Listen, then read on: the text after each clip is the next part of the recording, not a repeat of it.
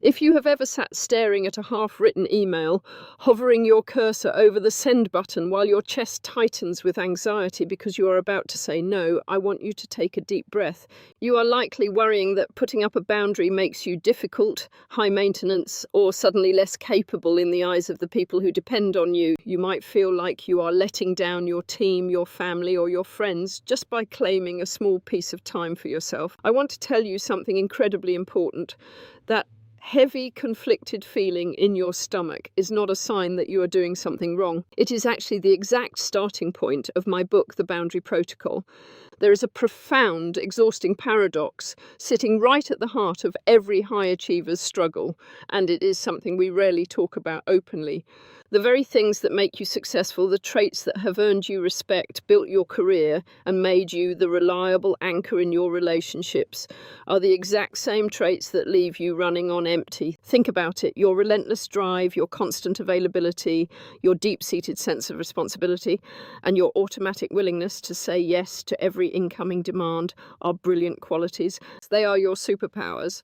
But without a system to manage them, those superpowers turn inward, slowly depleting your energy until you have nothing left to give to yourself or the people who matter most. You have probably spent years operating under the silent assumption that your worth is tied to how much you can endure. You believe that to maintain your reputation and your success, you must keep your door permanently open, answer the late-night message, and stretch yourself just a little bit thinner to accommodate one more request.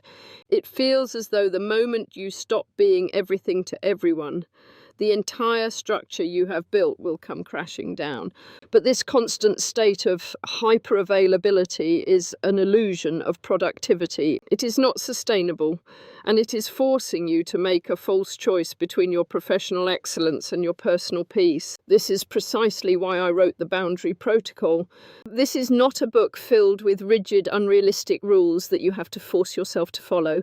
It is not a collection of stiff, robotic scripts that you need to memorize and awkwardly recite to your boss, your colleagues, or your partner. We have all tried those generic templates, and they never work because they feel artificial and completely out of alignment with who you are. Instead, this book introduces a practical, intuitive framework for setting limits that are clear, deeply compassionate, and actually sustainable over time. The fundamental shift here is about changing how you think about your own needs without requiring you to become someone you are not. You do not have to transform into a cold, uncaring, or distant person to protect your peace. The Boundary Protocol is designed for empathetic-driven people who want to keep caring deeply about their work and their loved ones, but who also recognise that they cannot pour from an empty cup. It helps you redefine boundaries, not as hostile walls meant to keep people out, but as clear guidelines that show people how to love, respect, and work with you effectively.